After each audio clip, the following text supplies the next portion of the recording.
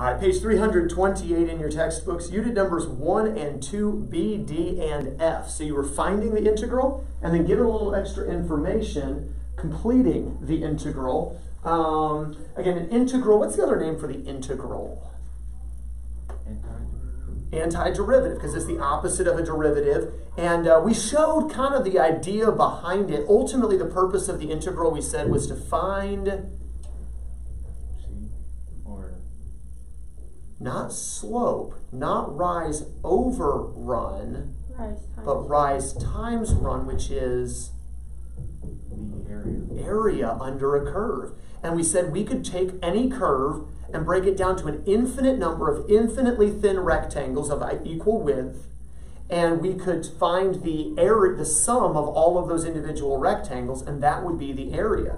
And we had this big, massive summation formula as the limit of delta x approaches 0 and all that. I said, write it down. You don't even have to memorize it, but at least it's in your notes, you know, so I look like a good math teacher. And we're not going to use any of that. We're going to do the short way. And just like for a derivative, we had a short method where we would multiply the coefficient by the exponent and then drop that exponent down. We had a short method for the antiderivative, or the integral as well. It was the exact opposite. Instead of multiply and lower, we would? We're trying to like make the exponent higher and then we divide. Raise the exponent and divide. There we go. However, remember when you took a derivative, a constant just dropped off when you took a derivative. Well, when you take an antiderivative, instead of dropping a constant off, we add plus c. We add an unknown constant to the integral, and then if there's more information, which is what number 2 gave us in the homework, then we can find the actual value of that constant. Let's see how we did that on page 328. Number 1b, they gave us a function of x is negative x, negative 4, a linear function, a straight line function, and they wanted us to integrate with respect to x. By the way, do you remember what that integration symbol is? Well, sigma is a summation symbol. A long stretched out s. A long, skinny, stretched out s means to integrate. Well, and then it'll tell you what function they want you to integrate, and then with respect to which letter, well, obviously with respect to the x. So we're integrating f of x with respect to x. And so here, we're going to start by raising the exponent class to an x squared. Here we're going to raise the exponent to an x to the first, and then we're going to take the old coefficients and divide them by their new exponents. So negative 1 divided by 2, and then negative 4 divided by 1, and then we would also add on plus c. And that was our answer for 1b, and that's as far as we got from b. Let's go on. We'll do all the part 2s in a moment. Let's do 1d. We were given a function of x is negative 3x squared, positive 6x, negative 5. They wanted us to integrate the function. And again, the first thing we got to do, Quentin? Raise power of the exponent. So all my exponents now, all my variables now become? It's cubed, it's squared, it's first. Then divide negative 1, positive 3, and negative 5. And then at the end? Plus c. And that's as far as we got on 1D. You get to go on that one, Jamie. And then for letter F, this was the big guy. We had f of x is equal to a 4x cubed plus a 12x squared minus a 12x plus a 5. And again, we are integrating the function. Jamie? X to the 4 plus 4x cubed minus 6x squared plus 5x plus. And that is correct. All the exponents bumped up a notch, added on the plus c, and then all the old coefficient divided by exponent gave us the new coefficients as we went. Are we good on all the number 1s? Letter B, D, and F. I think I had multiplied instead of divided. Ooh, okay. All right. Question. Again, that old habits die hard. Been doing so much with derivatives before spring break, or before senior trip, excuse me. Now, the second part was to take more information. And for letter B, they told you that f of 2 equals 5. So what we need to do is we need to evaluate f of 2. We need to go through and say, well, that's half of, or negative half of 2 squared, minus 4 times 2 plus c. and that's all going to equal 5. We just plug the 2 into the actual integrated function. Well, 2 squared, class, and negative half of 4, and negative 4 times 2, -8.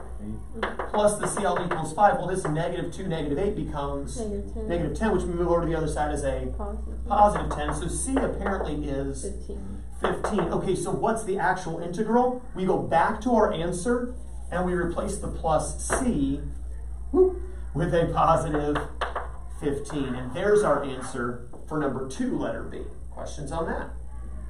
All right, so coming here to number 2, letter D, they told us that f of -1 equals 0. What do we need to do here, Quentin? Plug in -1 for x. Okay, so that f of -1, kind of walk me through the process here. -1 times -1, so +1 times 3, so 3. And -1 times -5, +5. And plus C equals 0. All right, all of that becomes, 9. which we move over as a, -9. so apparently C equals, -9. so I'm going to take my exact same answer I had for number 1, letter D, except we're going to replace C with -9. the plus C, and I'll take off the first power because I'm lazy, and it looks weird to have first powers because we don't really write that, and the -9. For that matter, we could opt to not even include the -1 if we're going to recopy it. Obviously, you're not recopying, I'm not recopying, but you would have, and so we'll just touch it up that way. Did we get this for 2D? Not twice, so Oh, okay, all right. And then on the letter F, they told us that capital F of 2 is equal to 30. This should be a fun one, Jamie. Because like 1, and then it'll be 1 times 16. 2 cubed, which is 8, so 32. Then it'll be 4 times the -6, -24. 2 times the 5, 10. Let's see, equals 30. We combine all of that together and we get 34. 34, 15, that's 34. And then we move the 34 over as a, Negative. and we find that C equals -4. -4. So again, we'll take the same answer we had earlier and just replace -4. And Jamie, this is what you had. All right, and Quentin, you understand it now. All right, questions at all on this? Let's do a few more of these before we move on to our next thing.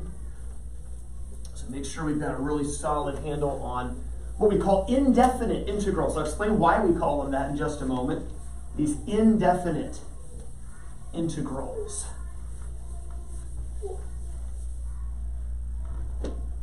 All right, so I want you to integrate f of x with respect to x when f of x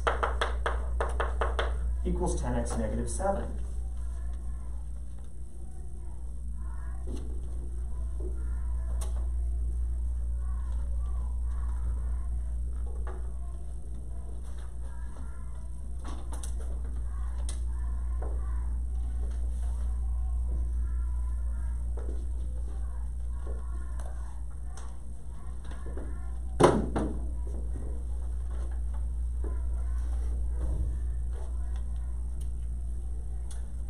And Quentin, what'd you get for capital F of x?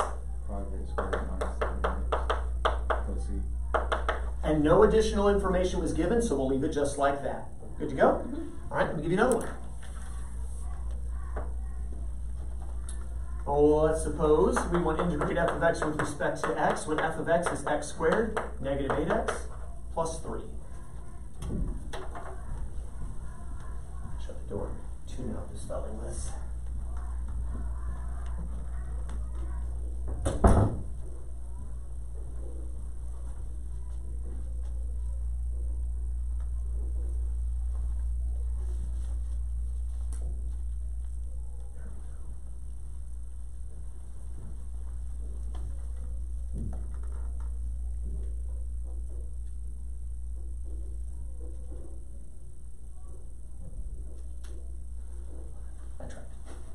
All right, Jamie, what did you get for capital F of x?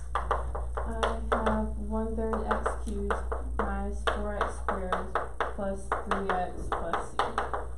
mentioned, good to go? All right, next one. Let's integrate f of x with respect to x. If f of x is 4x cubed plus 6x squared minus 2x minus 1, given that f of 1 is 6. Given that capital F of 1 is 6.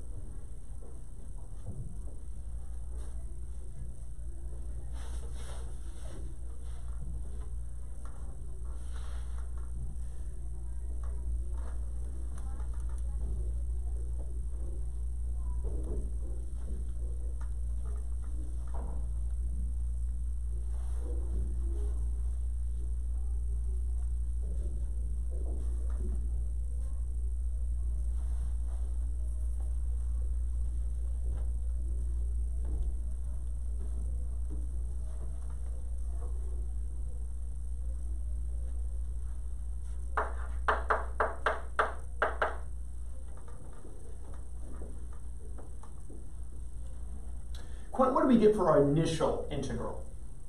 X to the 4th plus 2x cubed minus x squared plus x plus c. Plus x or minus x? Plus x. Yeah, it should have been a minus x plus c. It's going to change things just a little bit, not much. Once we've gotten this, Quinn, we then needed to evaluate capital F of 1. Capital F of 1. Now, again, the only place this is going to make a difference is you would have a plus, not a minus. What should we have here? 1 plus 2 minus 1 minus 1 plus c plus c. There we go. Now, again, you would have had another plus 1 here, so you would have ended up with, what, a 4 or a 3 plus c? Yeah. And so you got c equals 3. We should have gotten a 1 plus c, so c should have equaled 5. So what's our answer?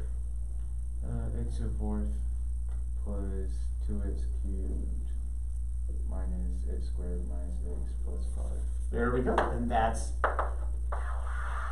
our integral with the constant filled in. Jamie, good to go on that. Questions on this? Now, I mentioned at the end of the hour yesterday that the point of integrals is to find The area under a curve. And I said, have you noticed we haven't actually found any area yet? Well, there's a reason for this. What we've been working with are called indefinite integrals. Consider for a moment this function of x. I want to kind of take you back to your Algebra 2 days. You know it's a quadratic. We have an upward 1 shift to our parabola. So just real quick, if we shift our parabola up 1, it starts here. Then it's over 1, up 1, over 1, up 3, over 1, up 5, and so forth, right? So the curve is going to come down something like this, and it's going to go back up. Well, if I wanted to find the area under the curve bounded by the x-axis, it's infinite, right? Because the curve goes to infinity. So when I simply say I want you to integrate f of x with respect to x, I get an integral, but I certainly don't get area because area is infinite.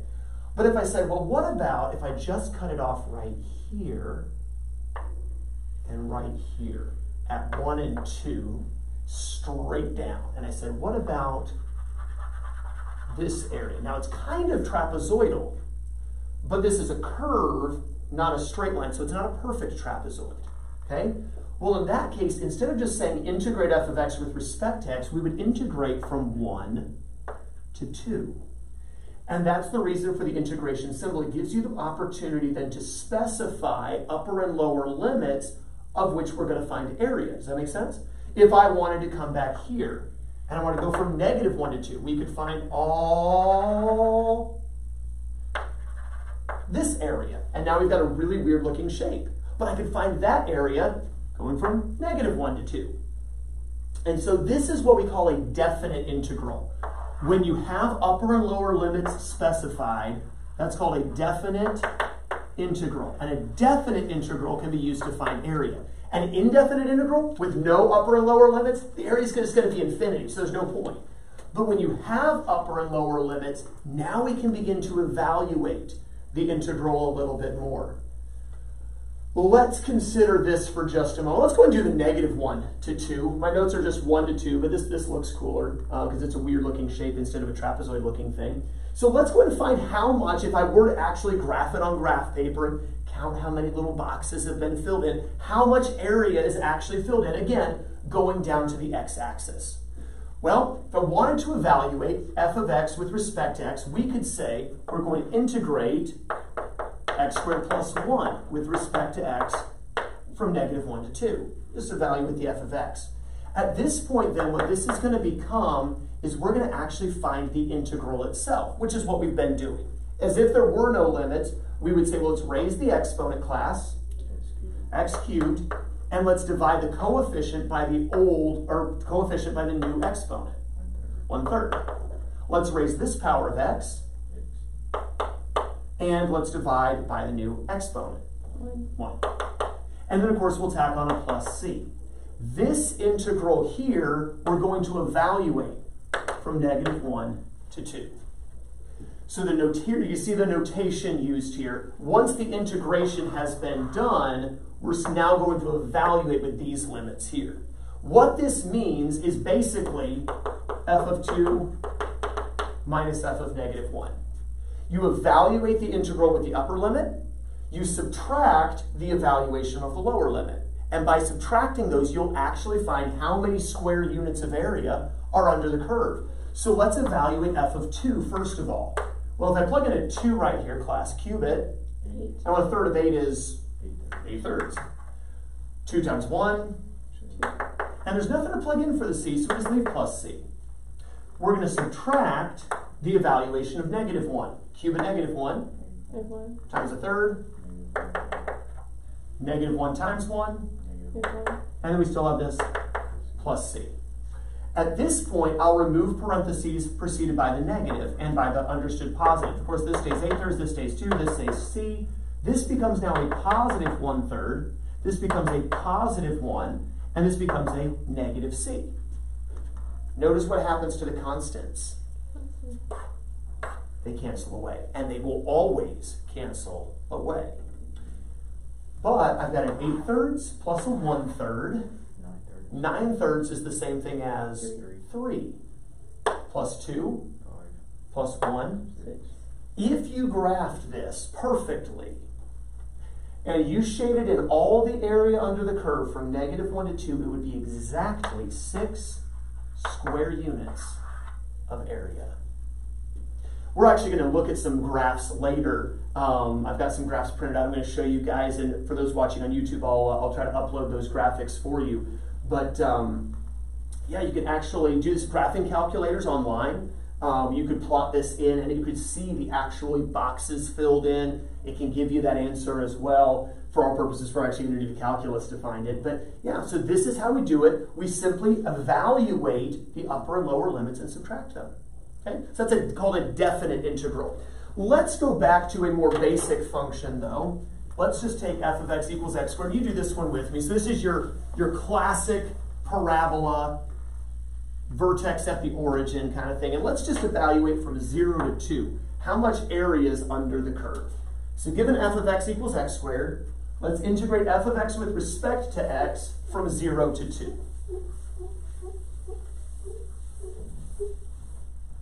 Well, obviously, the first step is integrate the function, find the integral.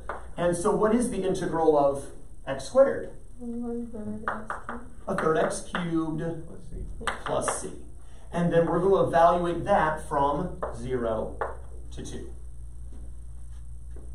Which means we basically plug in 2 to get. And we're going to subtract when we plug in the 0, which basically gives us 0 plus c, or just c. When we subtract, that's going to change this to a negative c. We don't need to worry about the 0. I mean, 8/3 plus c minus c. So what is the area between 0 and 2 under the curve of x squared? 8/3 square units, or maybe get some number that's a little bit more pleasing to the eye since it's a final answer. 2 2/3 square units of area. Seem easy enough? Okay, so not a challenging concept. I just wanted to wait till today to show that one. And in the meantime, show you just how to get the integrals. But yeah, really straightforward as far as evaluation. Let's take a linear function now. Let's take, for instance, x negative 3. Right, that's a slope of 1, y-intercept of negative 3, which means, by the way, this curve is down here. Now, notice, there's going to be, if I were to take from here to, or from here to here, do you notice that the area is under the curve? That would be negative area, if you did the math. Once you get to right here, which is going to be 3 on the x-axis as well, anything beyond here, you cut it off at a couple points, you're going to get positive area. If you were to find from here to here, you'd have some negative area, you'd have less positive area, and your answer would be a little bit of negative area. So is there such a thing as negative area? Only in calculus, and it reflects area under the x-axis. But you always go from curve, or in this case straight line, to the x-axis. Well, to make sure we don't get into the negative area, because I don't like negative area, let's evaluate this function from, say, 4 to 7. So let's integrate f of x with respect to x from 4 to 7. So again, this will look like here to here. Now again, this is a true trapezoid. We have a formula we could use if we wanted to track the area, but we won't. What is the integral? 1/2 x squared minus 3x plus c. Okay, and we're evaluating from 4 to 7, which basically means I need to evaluate the 7. Evaluate the big number first. I need to evaluate the 7 first of all.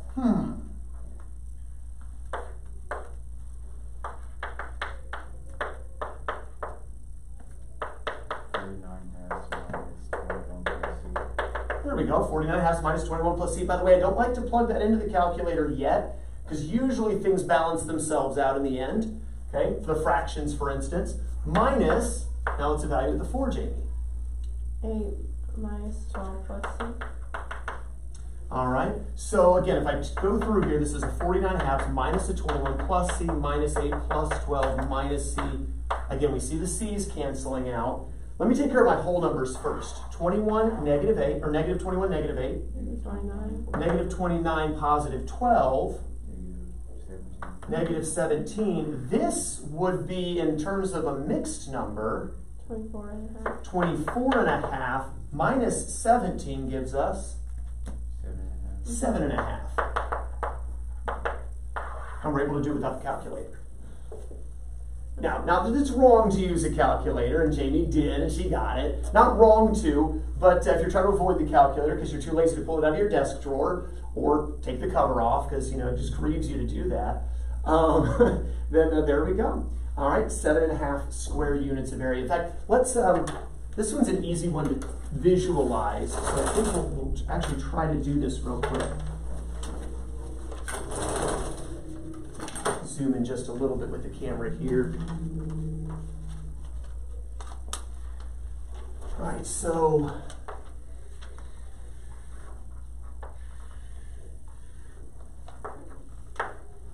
negative 3 is the y-intercept. Rise 1, run 1. It's going to go through here. It's just going to follow this straight line path. We actually take the time to graph. Because again, we know the formula for the area of the trapezoids. This is a good one for a fact check.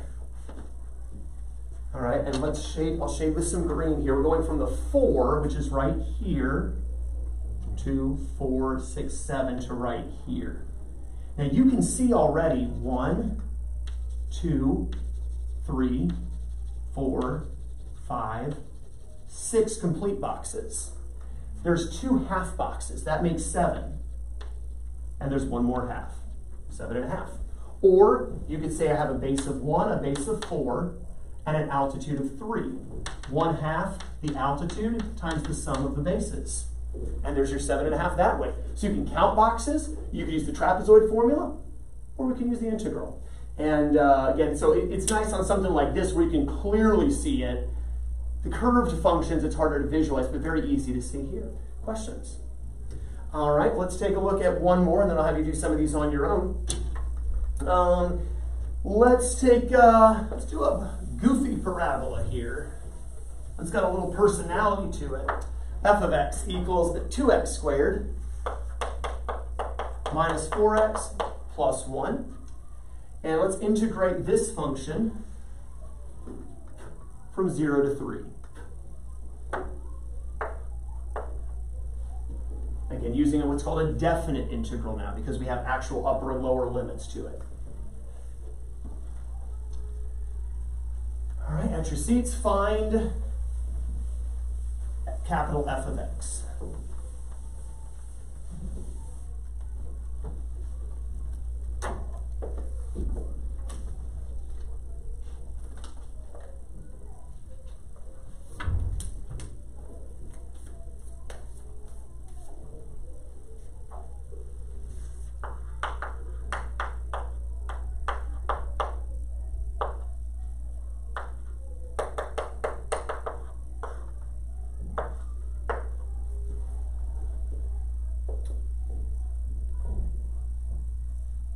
All right, we good on the initial function.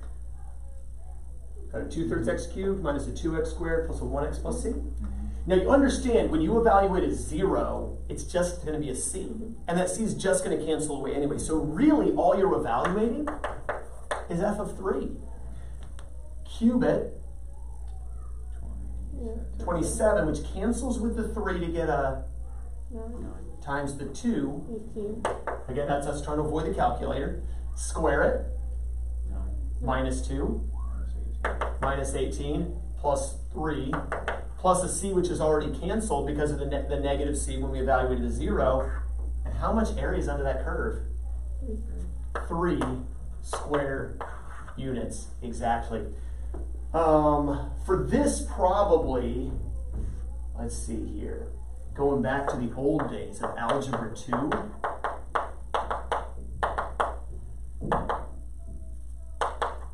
this gives us a 2x negative 1 squared negative 1. So we're going to shift it down 1. We're going to shift it forward 1. And we're going to stretch it by 2. Do you remember this? The parabola. So since we're shifting it down 1 and forward 1, okay, and we're stretching 2, so instead of over 1 up 1, it's over 1 up 2, and then over 1 up 6. So we get a little bit of a sharper parabola here. We're only evaluating from 0 to 3. So from 0, 1, 2 to 3. Notice we've got a little piece of positive area, a tall, almost triangle of positive area, but we also have some negative area down here. And when you add it all together, it comes out to 3 square units. Okay, questions on that? Again, a little bit later on, we'll look at the graphing calculator aid, and I might try, for YouTube's sake, I might actually try to screenshot record it, and we can upload that in just a little bit. Maybe look at some of these functions. For now, page 329, I want you to do 3e and 3f. Page 329, let's just do 3e for now. 3e is going to use your homework answer, or our classwork answer from yesterday if you still have it. If not, you could reintegrate number 1e. Use the integral, but we're going to evaluate between, it says 1 and 2. Between 1 and 2.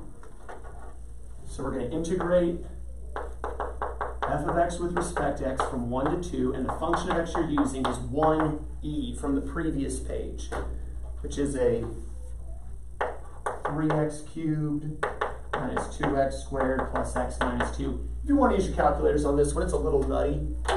So, you know, you get brownie points if you do it without.